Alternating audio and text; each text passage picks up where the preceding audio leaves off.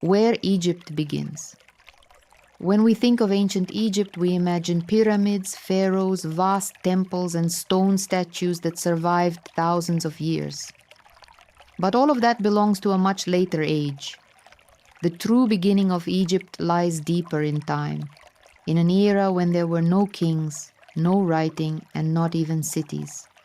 There was only the Nile, the desert, and people slowly learning to live beside the river, following its rhythm.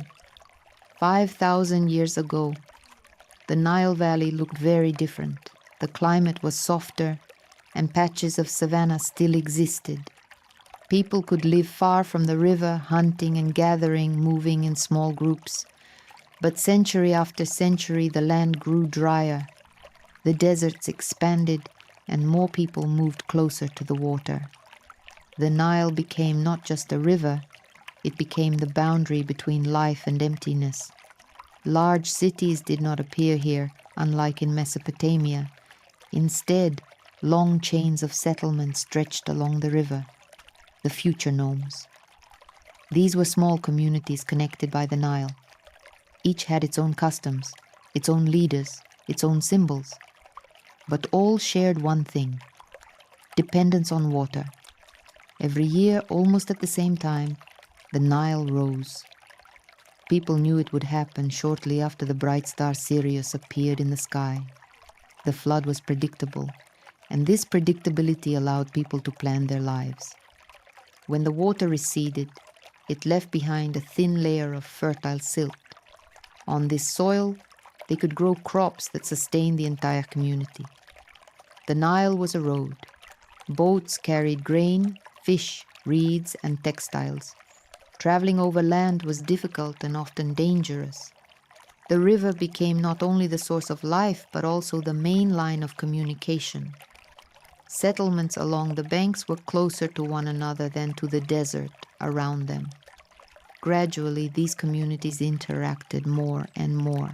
They exchanged goods, crafts, and customs, and although each remained independent, the river united them into a single shared space. Here, a culture was forming, one that would later become one of the most enduring in human history. There are still no pharaohs, no palaces, no written laws, but the essence of Egypt is already here: dependence on the river, respect for its rhythm, and the ability to live in harmony with nature.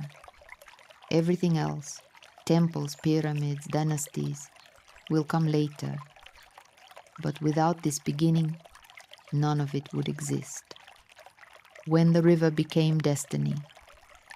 To understand how Egypt emerged, we must imagine the Nile not simply as a river, but as a living system that shaped everything: time, harvests, movement, and even people's understanding of the world. For the inhabitants of the Nile Valley, water was not just a resource. It was the foundation of existence, the force that connected communities and set the rhythm of life. Every year, almost at the same time, the Nile rose. People knew it would happen shortly after the bright star Sirius appeared in the sky. This event repeated for centuries, and its predictability gave people confidence. When the water receded, it left behind a thin layer of fertile silt. On this soil, they could grow crops that sustained entire communities. And this predictability became the foundation of the civilization that would follow. The Nile was a road. Boats carried grain, fish, reeds, and textiles. Traveling over land was difficult and often dangerous. The desert offered no safe routes, and so the river became not only the source of life, but also the main line of communication. Settlements stretched along the banks were closer to one another than to the vast emptiness around them. Gradually, these communities interacted more and more. They exchanged goods, crafts, and customs, and although each remained independent, the river united them into a single shared space. Here, a culture was forming, one that would later become one of the most enduring in human history. People learned to work together, building canals, distributing water, tending fields. This required coordination, and that need slowly shaped the first social structures. There were still no kings and no state. But the essence of Egypt was already here: dependence on the river, respect for its rhythm, and the ability to live in harmony with nature. People understood that their lives depended on how precisely they followed the cycles of the Nile, and this understanding became the foundation of future authority, future traditions, and future culture. The Nile did more than provide water. It provided a sense of order. In a world where much was unpredictable, the river remained stable. It rose and fell like the breathing of the earth. And people learned to live within this rhythm, accepting it as a natural law. Everything else, temples, pyramids, dynasties, would come later. But without this rhythm, without this predictability, without this connection between people and the river, none of it would exist. The first communities and the first leaders. As people began to settle along the Nile, their way of life slowly changed. Small groups of hunters and gatherers turned into stable communities that lived in one place, grew grain, raised livestock, and built simple dwellings. With this new way of life came a new need: the ability to cooperate, share responsibilities, and solve common problems. It was in this environment that the first leaders emerged. These leaders were not yet kings. They did not build palaces, wear crowns, or rule over large territories. Their authority came from experience, respect, and the ability to organize people.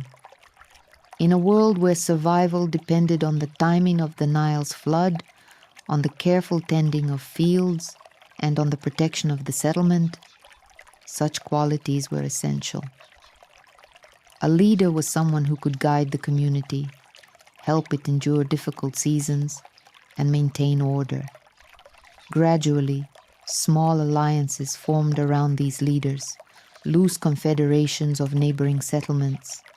They could work together to build canals, defend against raids, or exchange goods. These alliances were not states, but they were the first steps toward a more complex social structure. People began to understand that cooperation brought more stability than isolation. Each community had its own symbols, totems. These could be animals, plants, or objects considered protectors of the group. Totems were not just decorations. They were part of collective identity, reminding people of their belonging and their traditions. Later, these symbols would evolve into the early emblems of authority found on ancient Egyptian artifacts. Boats also played an important role. They allowed communities to communicate, trade, and maintain connections. Simple boats made of reed or wood linked people along the Nile into a single chain. Through these connections, communities exchanged skills, goods, and customs, gradually forming a more unified culture. Over time, the leaders of these communities became increasingly influential. Their decisions affected not only their own settlement, but also neighboring ones. They negotiated, organized joint projects, and resolved disputes. Their authority was not yet formal, but they were the predecessors of the rulers who would one day unite the Nile Valley. Thus, the foundations of the future Egyptian state were laid. People learned to live together, to unite for common goals, and to recognize the authority of those who could guide them. It was a long process, but it prepared the ground for the emergence of the first kings who would shape Egypt into a single whole. Why we know so little? When we speak about pre-dynastic Egypt, we must remember this is an era that left almost no written records. People already knew how to build houses, grow grain, craft tools and ornaments, but they did not yet write down their history. Everything we know about the first communities along the Nile comes from what survived in the ground, and these traces are often incomplete. Archaeologists find remains of settlements, pottery, tools, ornaments, and burials. But each object is only a small fragment of a much larger picture. Sometimes we can understand how people lived, what they ate, what they made. But we know almost nothing about what they believed, what stories they told, what traditions they passed to their children. Their world was rich and complex, yet it has reached us only in scattered pieces. The Nile, which gave life, also erased much. Its floods washed away settlements, carried off structures and disturbed layers of earth. What was not built of stone rarely survived long, and in the pre-dynastic era almost everything was made of wood, reed, or clay, materials useful for life, but fragile in time. The climate changed as well. The desert advanced, burying early settlements under layers of sand. Sometimes this preserved them, but more often it hid them for millennia. Only chance discoveries allow us to glimpse this early world. We know people lived along the Nile because we find traces of their houses. We know they grew grain because we find storage pits and grinding stones. We know they had leaders because some burials contain objects indicating higher status. But we do not know their names. We do not know their stories. We do not know how they explain the world around them. And yet, despite the fragmentary evidence, these traces reveal something essential. People already knew how to cooperate, how to organize, how to build systems. They created a culture that slowly became more stable. Writing would come later, but the foundations of Egypt were laid in this early time. We know little, but it is enough to see the direction. Enough to understand how small river communities would one day become a state that lasted 3,000 years. Enough to see how simple symbols would grow into emblems of authority. Enough to recognize how early leaders would become the first kings. Fragments are not a flaw. They are an invitation to look closely. And the closer we look, the clearer it becomes. Egypt did not begin with pyramids. It began with people learning to live together, following the rhythm of the river. The threshold of a new era. When we look at pre-dynastic Egypt, we must understand that it was not just a collection of scattered settlements along the river. It was a space where new ideas, new forms of organization, and new ways of cooperation slowly emerged. Everything that would later become the foundation of Egyptian civilization began here, in a gradual, almost invisible process that unfolded over centuries. One of the most important changes was the development of crafts. People began creating more complex tools, ornaments, and vessels. Pottery became thinner, shapes more refined, decorations more varied. This showed that communities had more time and resources. When life becomes stable, people invest not only in survival, but also in objects that reflect their taste, traditions, and sense of beauty. At the same time, social structure evolved. In some settlements, archaeologists find burials that stand out from the rest. They contain items indicating high status, ornaments, rare materials, carefully crafted vessels. This means that roles within communities were becoming differentiated, and some individuals held special positions. They were respected, listened to, and trusted with decisions important to the group. Gradually, these leaders became more influential. Their authority extended to neighboring settlements, forming early alliances. These alliances were not yet states, but they were more complex than isolated villages. People were learning to live not only within their own community, but within a broader network. During this period, the first attempts to record information appeared. This was not writing in the modern sense, but symbols, signs, and images used to mark identity, status, or events. Later, these signs would evolve into hieroglyphs, one of the most recognizable writing systems in history. But for now, they were only the first steps toward expressing thought in a lasting form. Language was changing as well. It became more complex, with new words and new structures. People learned to describe the world, pass on knowledge, and tell stories. Although we cannot hear their voices, archaeological evidence shows that their culture was becoming increasingly sophisticated. All these developments, crafts, social hierarchy, symbols, language, formed the foundation of the future state. Egypt was not yet unified, but it was moving in that direction. Communities were becoming more connected, leaders more influential, culture more cohesive. It is on this threshold, between simple settlements and the future kingdom, that the story begins. The story that will lead to the first rulers, those who will unite the Nile Valley and create a civilization that will endure for 3,000 years. The birth of authority. When we speak about the first leaders along the Nile, it is important to understand that authority in Egypt did not appear suddenly. It did not emerge as a ready-made system, nor was it imposed from outside or born from conquest. It grew naturally from the structure of life itself, from the need to organize people, distribute resources, and maintain order. Authority in Egypt was not an accident, it was the result of long gradual development. In early communities, leaders were primarily organizers. They oversaw the distribution of water, helped resolve disputes, and guided people during canal construction or harvest. Their authority rested on experience and respect. But as communities merged into larger groups, the leader's role expanded. Decisions now affected not dozens, but hundreds of people.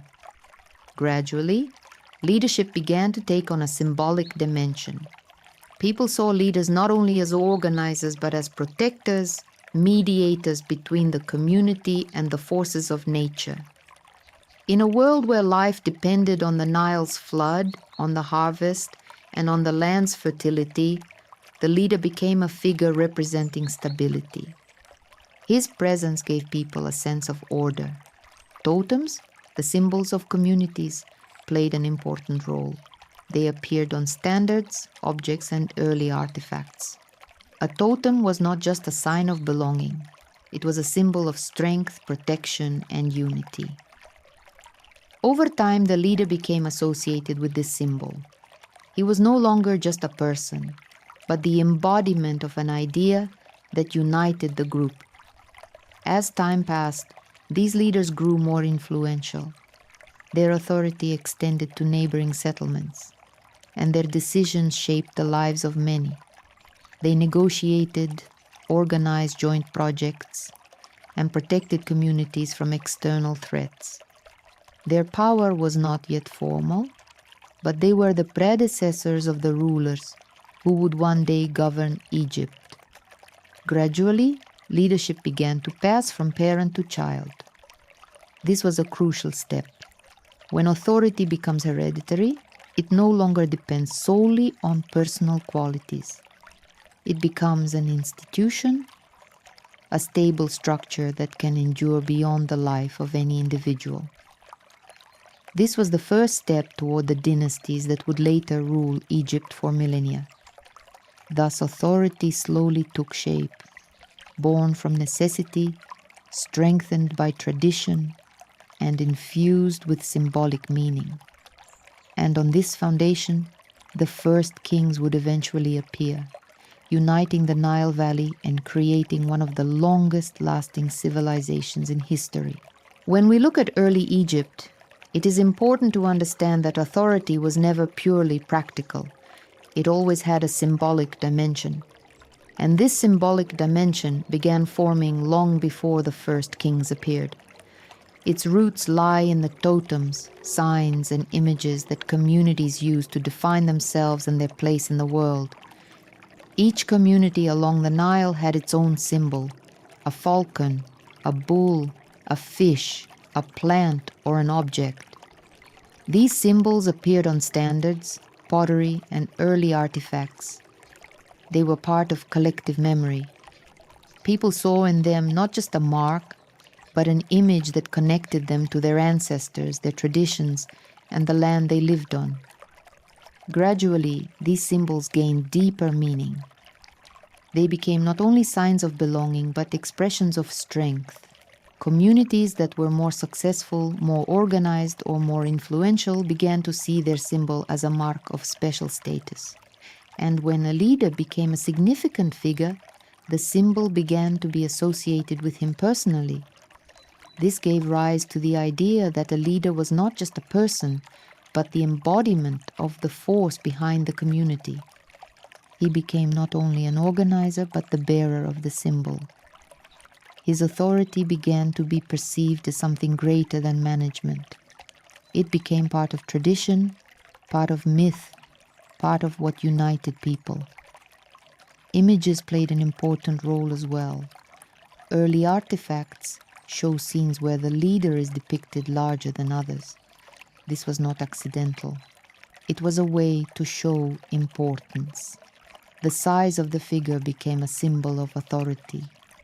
Later, this principle would become a cornerstone of Egyptian art, where the ruler is always shown taller than those around him. Gradually, the first compositions appeared, precursors to later royal scenes. They show the leader in action, guiding people, protecting the community, bringing order. These images do not simply record events, they create an image of authority that will endure for centuries. Symbols become a language, they allow ideas to be expressed without words, they create a space where authority becomes visible. And through this symbolic language, future kings will assert their power not only through force, but through imagery. When we look at these early symbols, we see not just drawings. We see the beginning of a tradition that will become one of the most enduring in history. A tradition in which authority is not only governance, but image, idea, and connection between a person and a community. It is here, in these early symbols, that the foundations of Egyptian royal ideology are born. And it is here that the path begins toward the first rulers who will unite the Nile Valley, the path to unification. When we look at early Egypt, we must remember that the unification of the country was not a sudden event. It was not a single battle, a single victory, or a single ruler who decided to join the lands along the Nile. It was a long process that unfolded over centuries. It began with small steps, with trade, cooperation, shared labor, and shared rituals. Only gradually did these connections grow into something greater. Along the Nile, dozens of communities existed. Each had its own traditions, symbols, and leaders. But all depended on the same thing. The river, the Nile linked them together, and this connection became the foundation of future unity.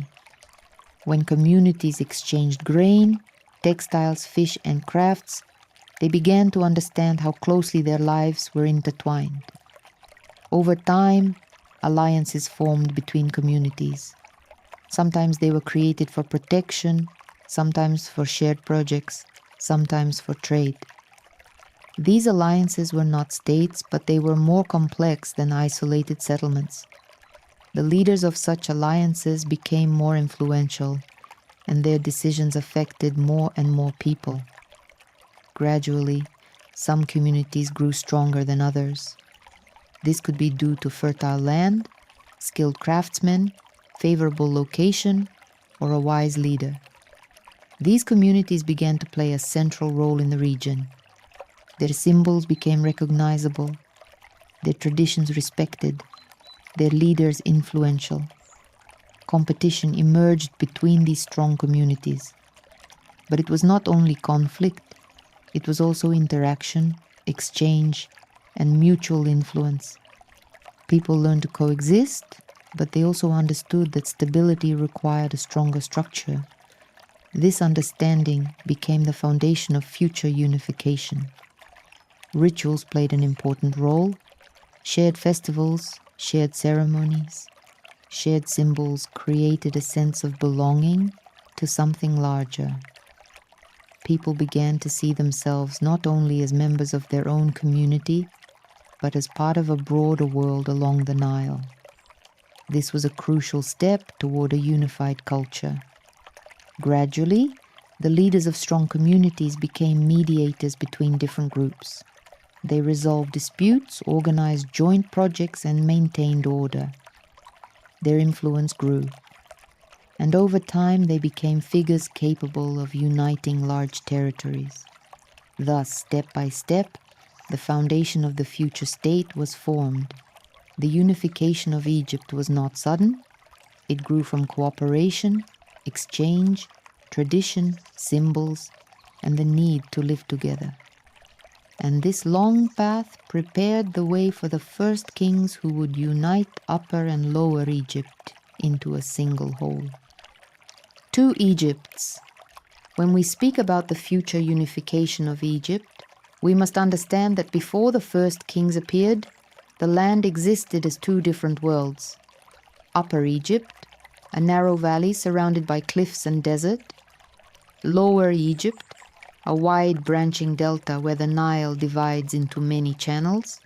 These two landscapes were so different that they seemed like separate worlds, connected only by the river. Upper Egypt was narrow and linear. People lived along a single line, the Nile flowing between rocky banks. Settlements formed chains one after another. People were closely connected, and this created a sense of unity. It was easier to maintain order, easier to cooperate, easier to form shared traditions. Upper Egypt was more cohesive, more structured. Lower Egypt was different. The Nile Delta was a network of channels, marshes, lakes, and islands. Settlements were scattered across this landscape. People lived far apart, sometimes separated by water or wetlands. There was more diversity, more routes, more opportunities for exchange, but also more complexity, harder to maintain connections, harder to create unified traditions, harder to form a common structure. These two worlds developed in parallel. Each had its own leaders, symbols, and traditions.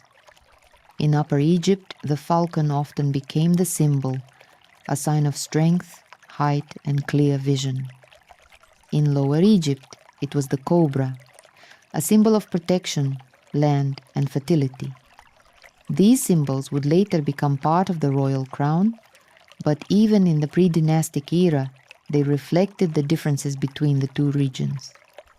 Despite their differences, both Egypts were connected by the Nile. The river was the road along which people traveled, traded, and shared traditions. And through the river, connections slowly formed. People understood that despite their differences, they lived in the same space, dependent on the same rhythm. Gradually, competition emerged between Upper and Lower Egypt, but it was not only conflict, it was also interaction, exchange, and mutual influence. People learned to understand one another, to cooperate, to see the other region not as a threat, but as part of a shared world. Over time, the leaders of both regions became more influential. They negotiated, formed alliances, and organized joint projects. And slowly it became clear, to ensure stability, someone would need to unite both worlds. Thus emerged the idea of a unified Egypt, a land that would join Upper and Lower Egypt into one whole. This idea did not appear suddenly. It grew from experience, exchange, tradition, and the need to live together. and it would become the foundation of a state that would endure for thousands of years. The threshold of kingship. As we reach the end of the pre-dynastic era, it becomes clear that Egypt is no longer just a chain of river settlements. It is a space where everything is ready for a new form of authority. People have learned to live together, to cooperate, to recognize leadership. They have created symbols, traditions, and rituals. They have begun to see themselves as part of a larger world, and now this world needs a figure capable of uniting it completely. In Upper Egypt, strong leaders emerge, gaining increasing influence. Their authority extends over neighboring communities. Their symbols become widely recognized, their decisions binding. They are no longer simply organizers. They are figures representing order, stability, and strength. Their power becomes hereditary, their status elevated. In Lower Egypt, similar processes unfold. Leaders govern large territories, organize labor, protect their people, and maintain traditions. But the Delta remains a complex landscape, branching, diverse, less unified. Creating a single structure here is more difficult. Gradually, it becomes clear that unification is possible only when one region becomes strong enough to serve as the center. That region is Upper Egypt. Its structure is more cohesive, its communities more interconnected, its leaders more influential. Here, the idea of authority capable of extending far beyond a single valley begins to take shape. Early artifacts show leaders of Upper Egypt in scenes of victory, order, and organization. These are not simple drawings. They are the first steps toward the image of a king. Figures grow larger, symbols more prominent, scenes more expressive. People begin to see the leader not just as a person, but as a figure standing above the community, above the region, above the entire Nile Valley. At this time, the first objects appear that can be considered precursors to royal regalia, standards, emblems of authority, ritual items. They show that power is becoming not only practical, but sacred. The leader is no longer merely an organizer. He is a mediator between people and the forces that shape the world. Thus, Egypt approaches the threshold of a new era. Everything is ready for one person to become ruler of the two lands, Upper and Lower Egypt. Everything is ready for the emergence of a figure who will unite the country and create a state that will endure for 3,000 years. Everything is ready for the first king to step onto the stage of history. And here the pre-dynastic era ends, the time when Egypt was still learning to become Egypt.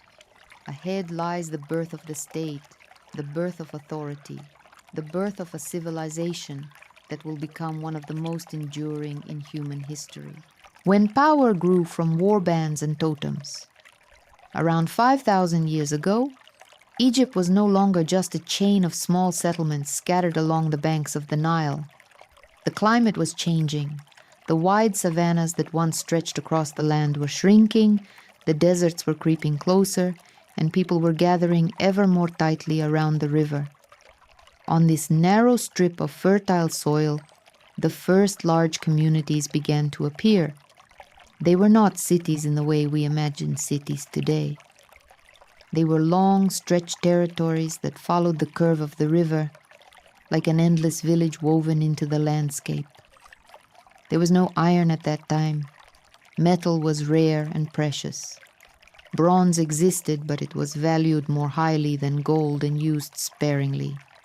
Most tools were made of stone, wood, and copper.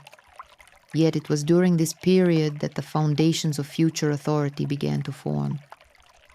Groups of people from different settlements gathered together under the leadership of strong figures. These groups moved along the river in boats carved from wood, landing on the banks, carrying their standards and uniting neighboring communities under a single direction. Each of these groups had its own totem. Some carried the image of a falcon with a sharp beak and wide wings. Others carried a hawk or a cobra with a raised hood. These totems were not decorations. They were carved from wood or shaped from metal and fixed to tall poles so that they rose above the people like living beings. They were carried at the front of the group, and they were believed to protect those who followed. When the group went into battle, the totem went with them. When the leader appeared before his people, the totem stood behind him like a silent witness of his authority. We know this because early ceremonial objects show these scenes clearly. On ancient stone palettes carved from dark, smooth rock, we see the god Horus in the form of a falcon. His eye is round and watchful, his wings folded close to his body. In one of these carvings, he holds a captive by the nostrils, presenting him to the ruler. This is not a scene of violence. It is a symbolic image that shows how people of that time understood power. The leader and the god acted together. The leader did not rule alone. He ruled because the divine world supported him. Egypt at that time was isolated. To the west stretched a vast desert of sand and stone. To the east lay another desert, harsh and dry. To the south was the land of Nubia, which people regarded with caution. To the north lay the sea, a wide expanse of water that they called the Great Green. There were no large cities like those that existed in Mesopotamia. There were no competing elites, no powerful priestly groups that could challenge the authority of the leader. The entire valley was a long chain of villages, and each village looked to its leader as the one who kept the world in balance. In this isolation, power began to change. The leader became more than a man. His name was not just a personal name, it also carried a divine meaning. He was seen as the embodiment of Horus, the falcon god who watched over the land. He was not a messenger between people and gods. He was part of the divine order itself. People did not ask priests what the gods wanted.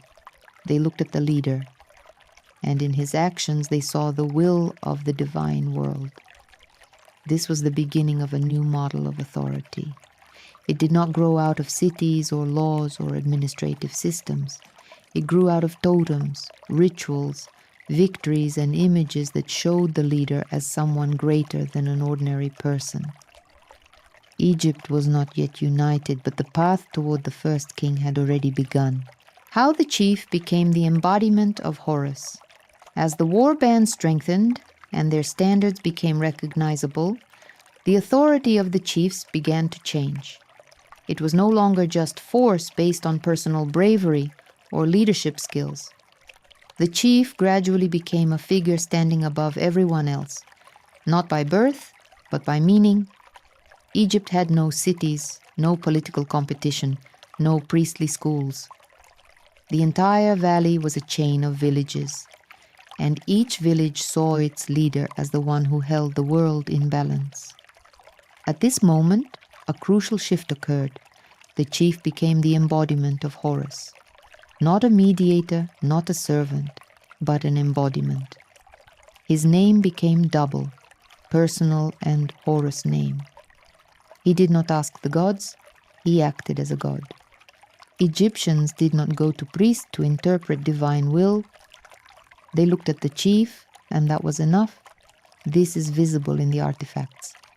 On the Narmer palette, the ruler is depicted larger than all other figures. His body is bigger, his posture more confident, his gesture commanding. This was not artistic exaggeration. It was an early visual formula of authority.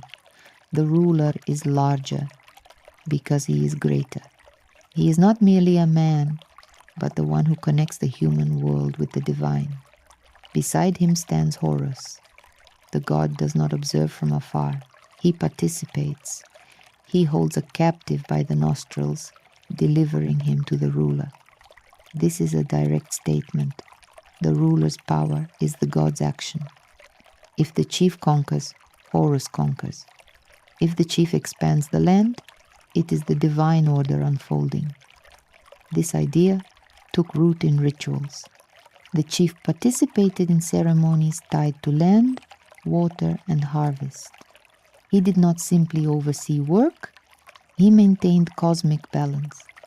Egyptians saw him as the guarantee that the Nile would rise, that the soil would yield crops, that the world would remain stable. Thus, power ceased to be a function. It became an essence. The chief was not a man who ruled. He was a man who was power. And this model became the foundation of the future Egyptian monarchy. Absolute, sacred, unquestionable. How totems became power. When war bands began gathering under strong leaders, Egypt still had no cities, no temple centers, no priestly schools. All it had was a long chain of villages along the Nile and people who believed in the strength of their totem. A falcon, a hawk, a cobra, these signs were carried at the front like living beings marching into battle with the warriors. The totem was not a symbol, but a participant. It stood on a standard and defined who you were, where you came from, and under whose protection you fought. This is why early depictions of authority look so unusual. The god Horus does not simply stand beside the ruler. He acts. On the Narmer palette, Horus holds a captive by the nostrils, as if delivering him to the leader. This is not decoration. It is a direct statement. The ruler's power is the god's action. Here, the Egyptian model of authority is born. The chief is not a mediator between humans and gods. He is part of the divine order itself. His name is double, personal, and Horus name. He is the embodiment of Horus on earth. Egyptians did not ask priests what the gods wanted. They looked at the leader and saw the answer. This sharply distinguished Egypt from Mesopotamia, where cities competed, where priests influenced rulers, where power was a negotiation. Egypt had no alternatives. No cities, no competing elites, no political models. It had the valley, the Nile, and a leader who became more than a man. The war bands traveling along the river carried not only weapons, but an idea. They united villages, subdued neighbors, expanded influence. And every time the leader won, it was seen as Horus winning.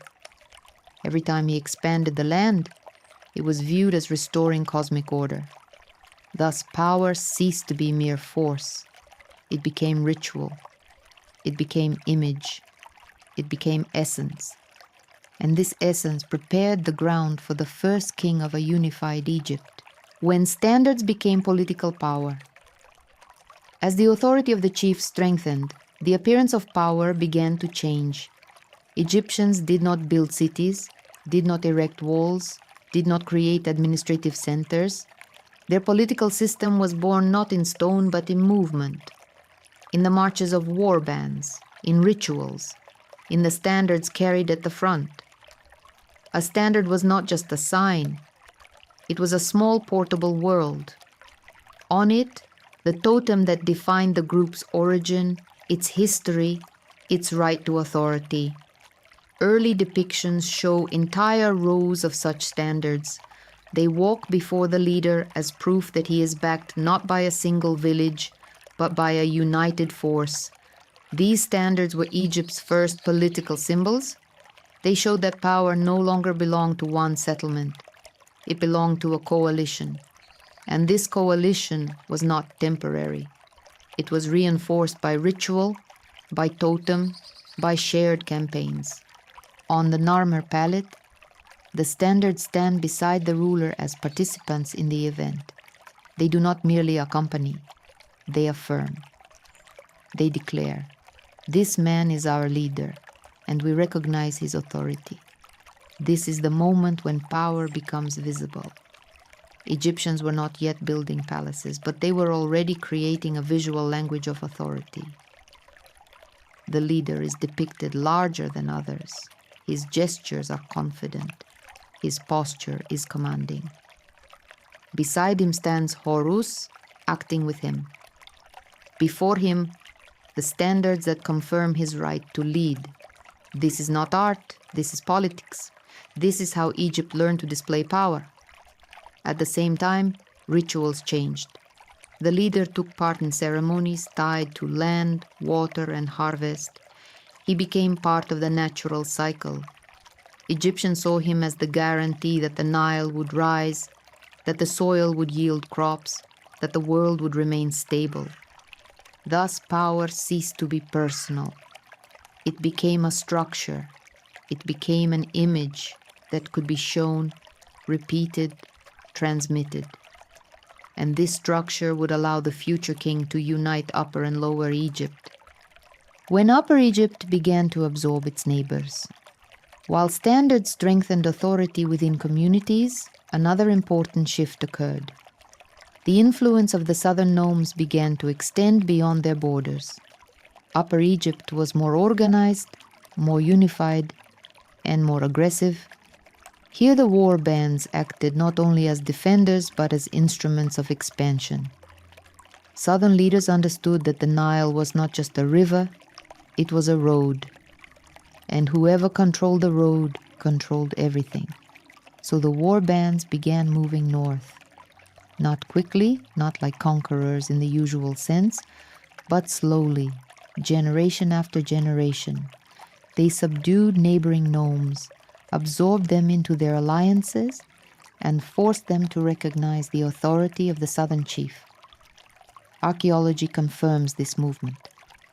In northern regions, objects typical of southern culture appear. Pottery from Nekhen, ornaments with Horus symbols, standards bearing southern totems. This was not trade, it was political influence.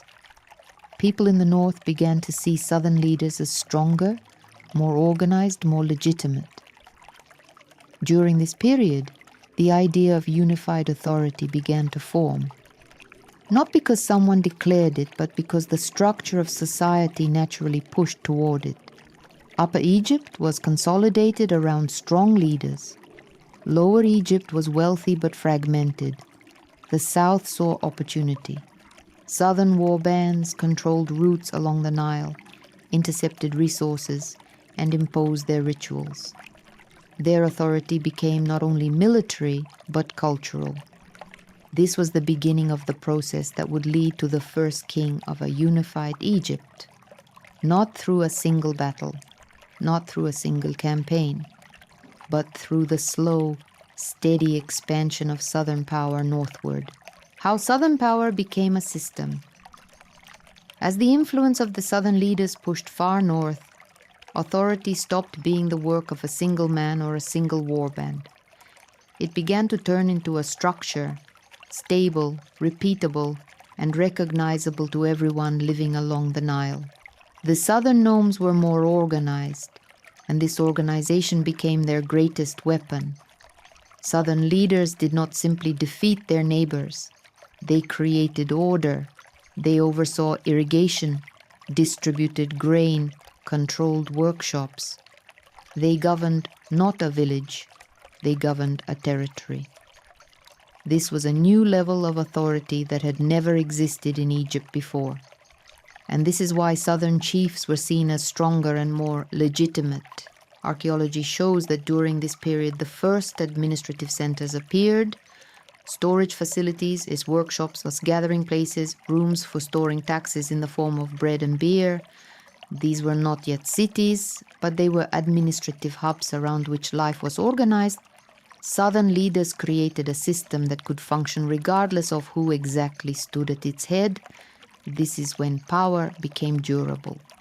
It no longer depended on the charisma of one man. It relied on rituals, on standards, on the order of resource distribution. Rituals played a special role. The leader participated in ceremonies tied to land and water. He became part of the natural cycle. Egyptians saw him as the guarantee that the Nile would rise, that crops would grow, that the world would remain stable. Thus, authority became the natural order of things. It was not the chief who ruled the land. The land required him to rule. It was not the people who chose him. The divine order made him necessary. This stability allowed southern leaders to move further.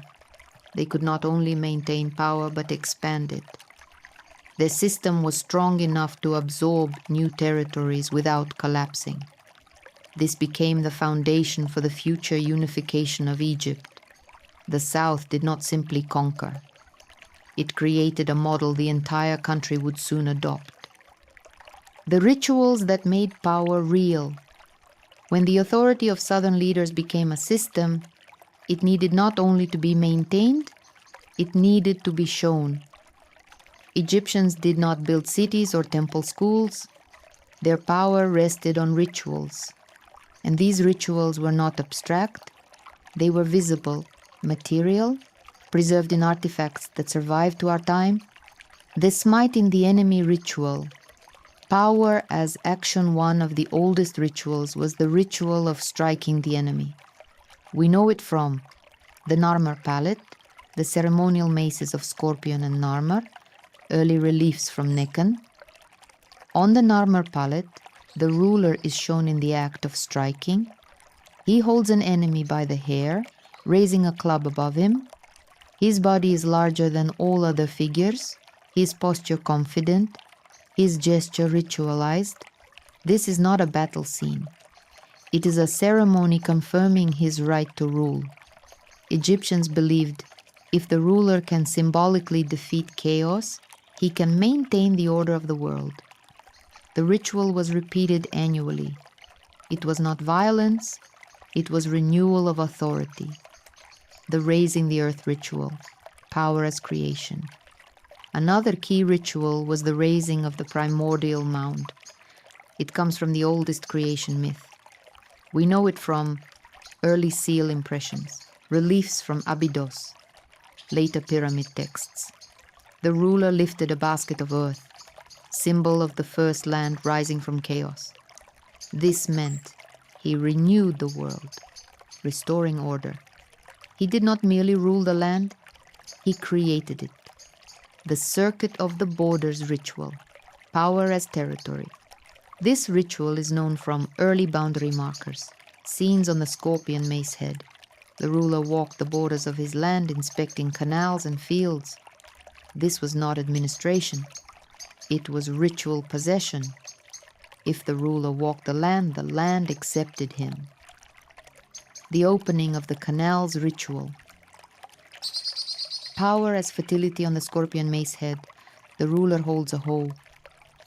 This is not farming. It is the ritual opening of irrigation channels. Egyptians believed the ruler opened the waters, and the harvest depended on him. Thus the hoe is not a tool. It is a symbol of control over the Nile. Why we know these were rituals? Because the scenes repeat across artifacts, they are symbolic, not narrative. The ruler is always larger. Compositions follow strict canon. The rituals remain unchanged for centuries. Archaeologists find palettes, maces, seals, reliefs, early inscriptions, all showing the same actions. This is not history. This is the ritual language of power. What this meant for Egypt. These rituals made authority. Visible, repeatable, sacred, undeniable. The ruler became not a man who governed, but a man who maintained the world. And this ritual foundation made the unification of Egypt possible. What the first centers of power looked like.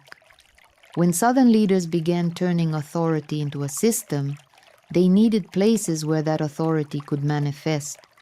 Egypt did not yet have cities, but it already had centers where power became visible. These places were unlike Mesopotamian cities. No walls, no towers, no plazas. They looked different. Clusters of storage buildings, workshops, gathering spaces, and ritual areas near the leader's residence. What an early power center looked like. Archaeologists find such centers in Nekhen Abydos Nakada, They consist of long mud brick storage halls, grain silos, open gathering areas, workshops for making standards, seals, ornaments, ritual spaces for ceremonies. The walls were made of sun-dried brick, pale, porous with fingerprints still visible. Roofs were woven from reed.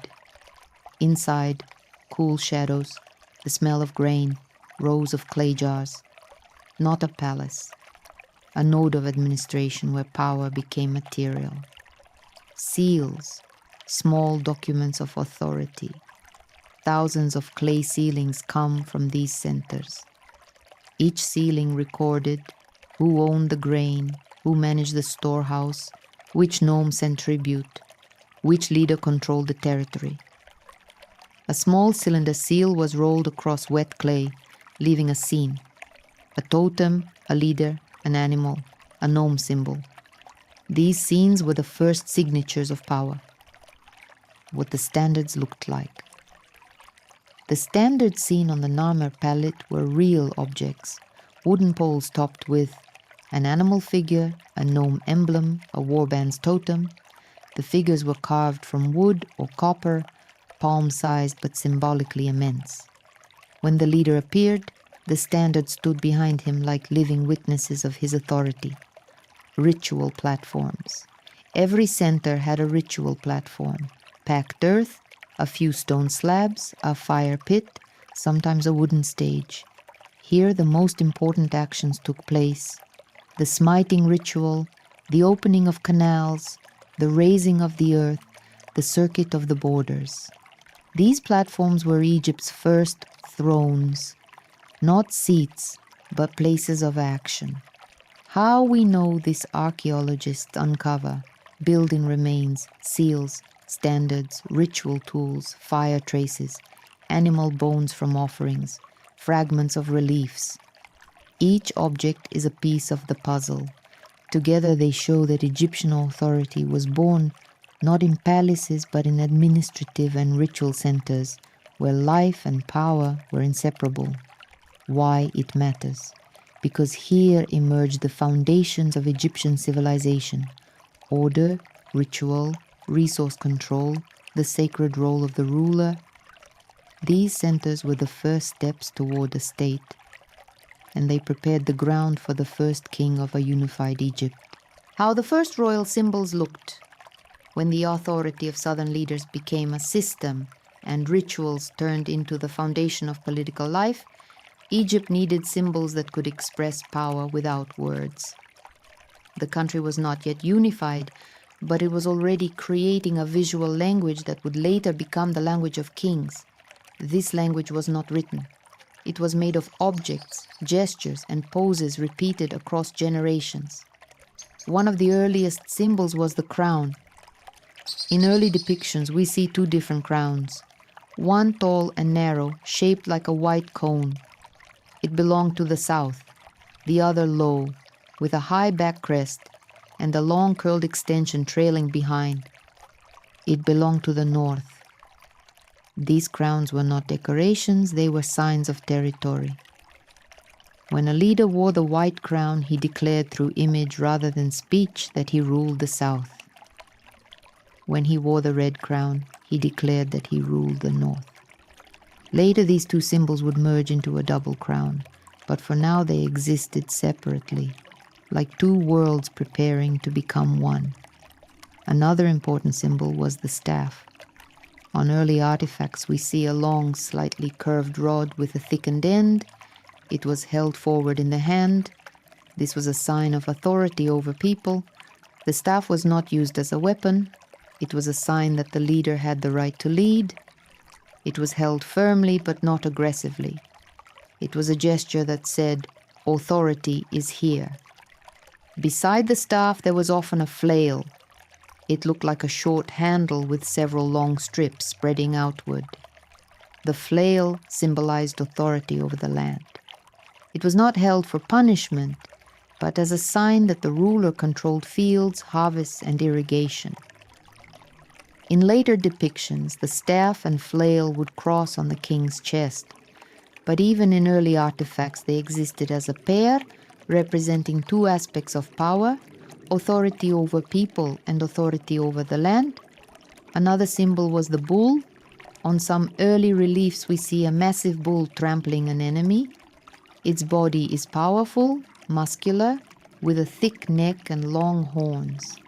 It is shown not as an animal, but as the embodiment of the ruler's strength.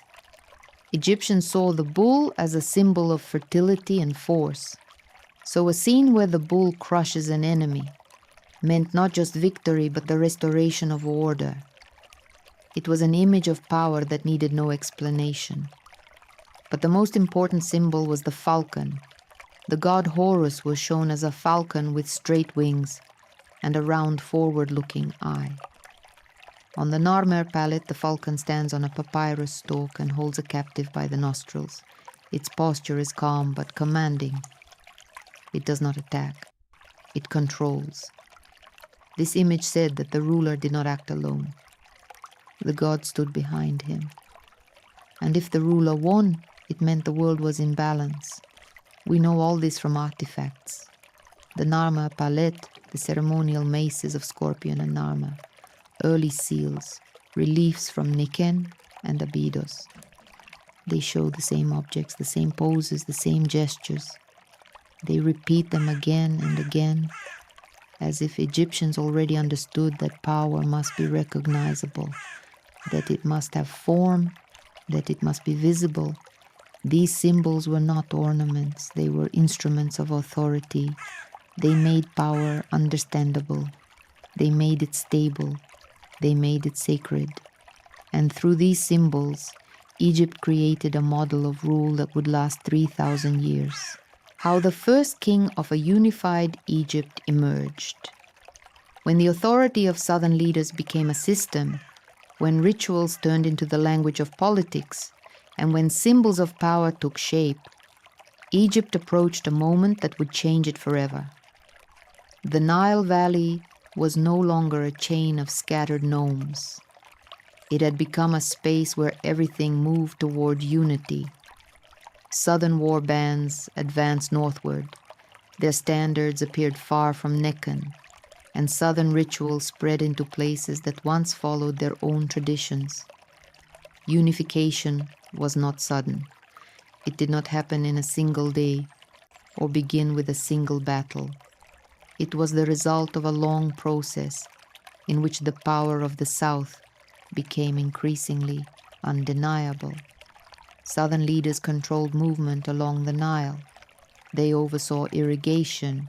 They collected tribute. They performed rituals that confirmed their right to rule the land. And gradually the northern nomes began to accept this authority, not because they were weak, but because the South offered order that worked. At this moment, a figure appears who becomes the symbol of the new Egypt. His name is Narmer. We know him through several artifacts, but the most important is the palette found in Nekhen. It is a flat stone slab made of dark gray siltstone.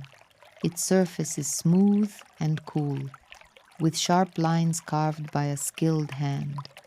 On one side we see Narmer wearing the white crown of the South. He stands in the smiting pose, raising a club above a captive. His body is larger than all other figures. His shoulders are broad, his stance firm, his gaze forward. He is depicted the way gods were depicted. This is not a man fighting. This is a man establishing order. Beside him stands the falcon Horus. His wings are folded, but his gaze is direct. He stands on a papyrus stalk, the symbol of the north. In his claws he holds the head of a captive by the nostrils. This image cannot be mistaken. It says that the South controls the North, not only through force but through divine will. On the other side of the palette, Narmer wears the red crown of the North. He walks in a ceremonial procession. Standards are carried before him. Behind him march men carrying the bodies of fallen enemies. Ahead of him stands a mythical creature with the body of a man and the head of a bull. Its posture is calm but powerful. It represents the strength of a ruler who now holds both lands. This palette is not a document. It is not a chronicle. It is a ritual object used in a temple. There are no accidental details on its surface. Every line, every gesture, every symbol is a declaration of a new order. Egypt is no longer divided. Egypt is one land ruled by a leader who wears two crowns. We know unification was real because archaeology shows the change. Southern seals appear in the north, northern objects appear in the south. Burials become more uniform, symbols of authority repeat across the valley, and most importantly, a new title appears. A title that will accompany every ruler for 3,000 years. A title formed from two words joined into one. The ruler of the two lands. This title was not decoration. It was the declaration that Egypt had become a state, not a coalition, not a temporary alliance, but a true state in which the ruler's authority was absolute. He was the embodiment of Horus. He was the guarantor of order. He was the one who maintained the world. Thus the first king of a unified Egypt emerged. His power was not an accident. It was the result of a long path that began with war bands, standards, rituals, and symbols. And now that path had led Egypt to what would make it one of the most enduring civilizations in history. This was the moment when Egypt became itself.